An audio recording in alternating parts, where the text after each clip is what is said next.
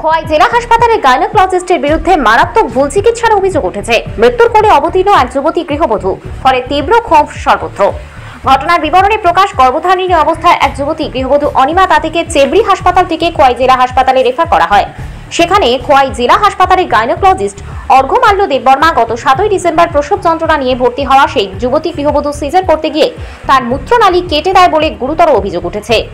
পরবর্তীতে সেই যুবতী গৃহবধূকে প্রাণ বাঁচাতে খোয়াই জেলা হাসপাতাল থেকে জিবি হাসপাতালে রেফার করে দেয়। যুবতী গৃহবধূর মূত্রনালী কেটে দেওয়ার ফলে পরবর্তীতে সেখানে ডায়ালিসিস করাতে হয়। এখনো পর্যন্ত 5টি ডায়ালিসিস সম্পূর্ণ হয়েছে বলে খবর। অত্যন্ত খারাপ অবস্থায় রয়েছে এই যুবতী গৃহবধূ। বৃহস্পতিবার সকালে যুবতী গৃহবধূ অনিমা তাঁতির স্বামী বিশ্বজিৎ তাঁতি তার নিজ গ্রাম তবলা বাড়িতে বসে আমাদেরকে বিস্তারিত জানান ঘটনা সম্পর্কে।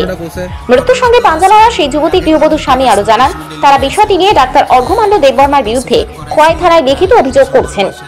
এখন দেখার বিষয় হলো রাষ্ট্রপতি কলসপ্রাপ্ত পুরস্কারপ্রাপ্ত পুলিশ এই বিষয়ে কি ভূমিকা গ্রহণ করে।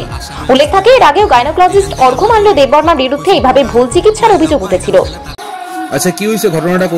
ঘটনা তো স্যার ওই আগে তো আপনি ঠিক আসলো, যে সময় ডেলিভারি আসলো আমরা তো সিজার করাইছি প্রায় ডিসেম্বর মাসে 7 তারিখে হসপিটালে লইয়া গেছি। 5 তারিখ আমরা প্রথম আগে আসলাম সেবরি হসপিটালে, আমরা আশা লইয়া গেছিল ওইখানে আর কি।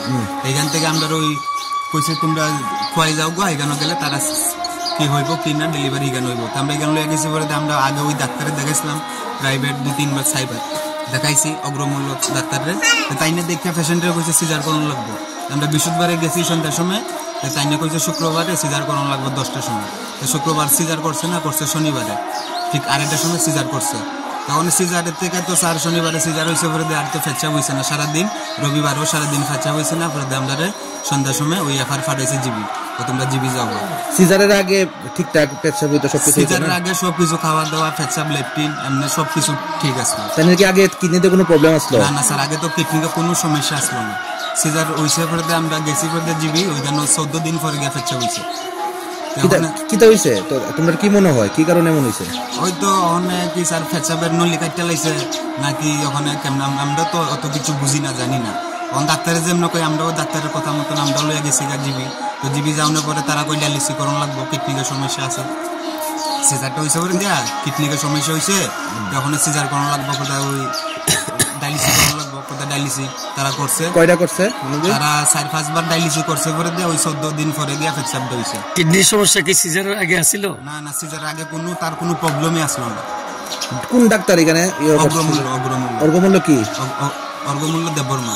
তাইনরই আমরা দেখাইছিলাম প্রাইভেট আরো 4-5 বার। তাইনই দেখছে, তাইনই ভর্তি করছে, তাইনই সিজার করছে। এখন তোমরা কি মনে করতেছো, কি কারণে তাইনা এরকমটা করলো? তাইনা তো গাফলিতির কারণে এসব হয়েছে।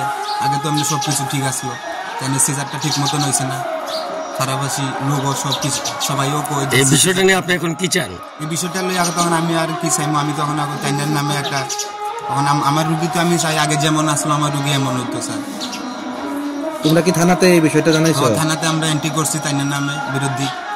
আমরা এখন এটা লই একটু করতে চাই। কোন থানাতে করছো? এটা আমরা ওই পুরান বাজার থানাতে করছি। খোয়াই থানাতে? খোয়াই থানাতে। তোমার নাম কি? আমার নাম বিশ্বজিৎ তাঁতি। তোমার ওয়াইফের নাম? অনিমা তাঁতি। খোয়াই থেকে প্রদীপ ঘোষের রিপোর্ট, ত্রিপুরা পাইওনিয়ার।